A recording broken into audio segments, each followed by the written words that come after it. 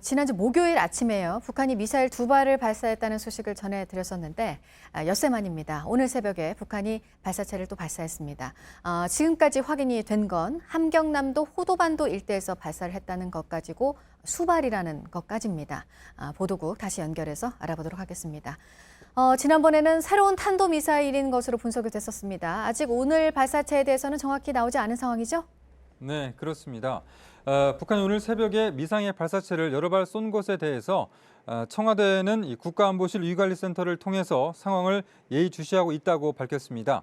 그러면서 이 고민정 대변인은 일단 합참에서 이 발사체의 성격 등을 분석 중이고 그것이 어떤 것인지를 확인해 봐야 NSC 회의 소집 여부도 결정된다고 밝혔습니다.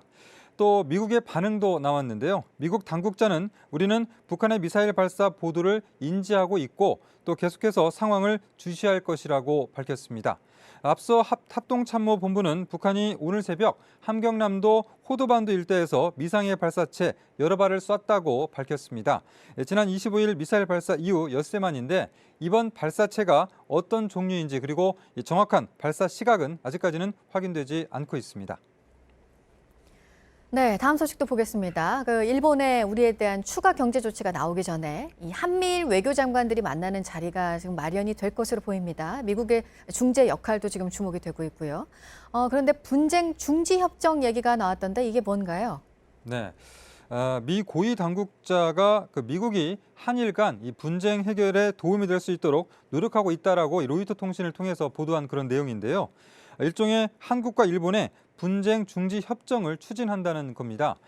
미국의 당국자는 마이크 폼페이오 미 국무장관이 다음 달 2일에 태국 방콕에서 열리는 아세안 지역 안보 포럼을 계기로 한국과 또 일본의 외교부 장관과 만나서 중재에 나설 것이다라고 말을 했습니다.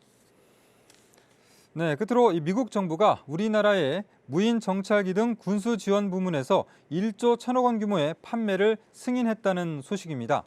미 국방부 산하 국방안보협력국이 발표한 내용인데요. 한국의 미 무인 정찰기 RQ4 글로벌 호크 등 군수 지원을 9억 5천만 달러, 약 1조 1,220억 원 규모로 판매하는 계획을 국무부가 승인했다고 밝혔습니다. 국방안보협력국은 한국이 강력하고 또 준비된 자기방어 역량을 개발하고 유지하도록 지원하는 일은 미국의 국가안보에도 필수적이라고 덧붙였습니다.